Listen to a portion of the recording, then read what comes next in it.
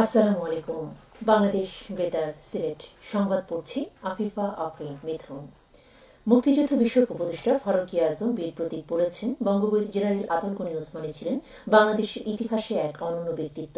তার দৃঢ়তা, কঠোর নিয়মানুবর্তিতা, গণতন্ত্রের প্রতি অবিচল, নিপুণ সমরকুশীলতার মাধ্যমে তিনি 1971 সালে বাংলাদেশের মুক্তিযুদ্ধে সামরিক নেতৃত্ব দিয়েছিলেন। ওসমানী ছিলেন সকল মুক্তিযোদ্ধার আস্থার প্রতীক, যার রণকৌশল পরিকল্পনা বাংলাদেশের বিজয় পথকে সুগম করেছিল। উপদেষ্টা গতকাল ঢাকায় ওসমানী স্মৃতি মিলনায়তনে বঙ্গবীর ওসমানী স্মৃতি পরিষদ আয়োজিত মহান স্বাধীনতা যুদ্ধে মুক্তিবাহিনীর সর্বাধিনায়ক বঙ্গবীর জেনারেল এম.এ.জি. ওসমানীর 41তম মৃত্যুবার্ষিকী উপলক্ষে আলোচনা সভা ও দোয়া মাহফিলে প্রধান অতিথির বক্তৃতায় এসব কথা বলেন। ওসমানী স্মৃতি পরিষদের প্রধান উপদেষ্টা বীর মুক্তিযোদ্ধা মেজর জেনারেল অবসর এম আজিজুর রহমানের সভাপতিত্বে আলোচনা সভায় অন্যান্যদের মধ্যে সাবেক সচিব মোফাজ্জল করিম, সাবেক উপদেষ্টা ইফতিকার আহমেদ, সাবেক রাষ্ট্রদূত মেজর জেনারেল মোহাম্মদ আসহাব উদ্দিন, সাবেক সচিব এহসানে এলাহি, সাবেক অতিরিক্ত সচিব আনোয়ার হোসেন চৌধুরী বক্তৃতা করেন। এর আগে জেনারেল ওসমানীর রুহের মাগফিরাত কামনা করে দোয়া ও মোনাজাত এবং তাঁর সম্মানে দাঁড়িয়ে 1 মিনিট নীরবতা পালন করা হয়। বাংলাদেশ সহ সারা বিশ্বে যথাযোগ্য মর্যাদায় গতকাল বিশ্ব স্কাউট দিবস পালিত হয়েছে। বিশ্বের 217টি দেশে প্রায় 40 মিলিয়ন স্কাউট ও গার্ল স্কাউট এই দিবসটি পালন করেছে। স্কাউটরা কমিউনিটি সেবা, কৃষি, স্বাস্থ্য, শিশু কল্যাণ, নির্মাণ ও বাড়িঘর তৈরিতে সহায়তা করে থাকেন। এছাড়া প্রাকৃতিক দুর্যোগ সামাল দিতে অসহায় মানুষের আশ্রয় বা পুনর্বাসনে তারা স্বেচ্ছাসেবকের ভূমিকা পালন করেন। দিবসটি উপলক্ষে শোভাযাত্রা ও আলোচনা সভা অনুষ্ঠিত হয়েছে গতকাল মৌলভীবাজারে। সকালে জেলা স্কাউট ভবন প্রাঙ্গণ থেকে বের হয় বর্ণাঢ্য শোভাযাত্রা। পরে স্কাউট ভবনের সম্মেলন কক্ষে অনুষ্ঠিত হয় আলোচনা সভা।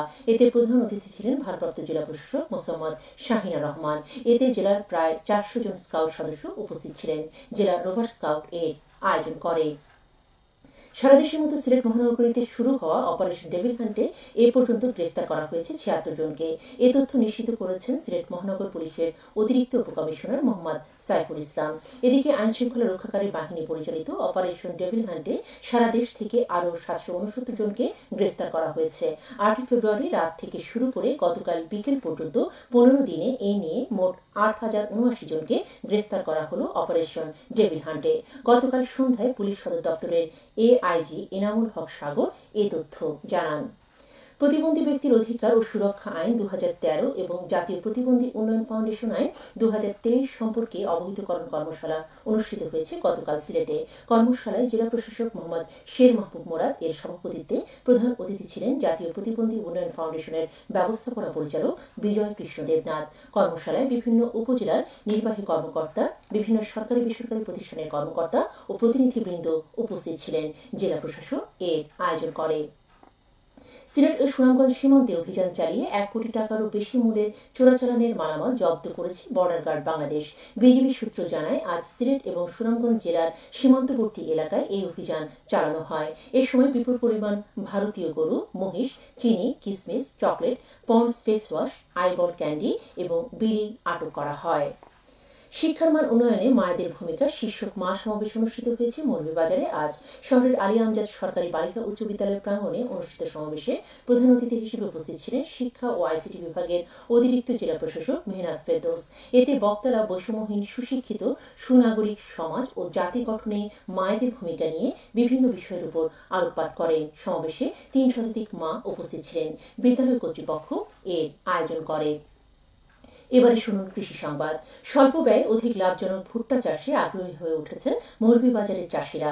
জেলা কৃষি অধিদপ্তর জানায়, চলতি রবি মৌসুমে জেলার 7 উপজেলায় 3,487 হেক্টর জমিতে ভুট্টা চাষাবাদ করা হয়েছে।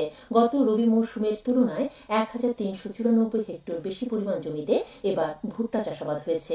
জলবায়ু ও আবহাওয়া অনুকূলে থাকলে এই পরিমাণ জমি থেকে 2,945 মেট্রিক টন ভুট্টা চাষিদের গোলায় উঠবে বলে আশা করা যাচ্ছে। সবশেষে আবহাওয়া।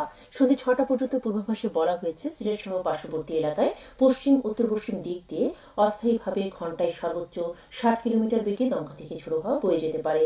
সেই সঙ্গে হতে পারে বৃষ্টি অথবা বজ্রসহ বৃষ্টিপাত। এসব এলাকার নদীবন্দর সমূহকে 1 নম্বর সতর্কতার সংকেত দেখিয়ে যেতে বলা হয়েছে। আজ সিলেটে সূর্যোদয় হয়েছে 6টা 21 মিনিটে এবং সূর্য অস্ত যাবে সন্ধ্যে 5টা 51 মিনিটে। সংবাদ শেষ হলো। আমাদের পরবর্তী স্থানীয় সংবাদ প্রচারিত হবে সন্ধ্যে 7টায়। এই অনুষ্ঠান শুনতে পাচ্ছেন বাংলাদেশ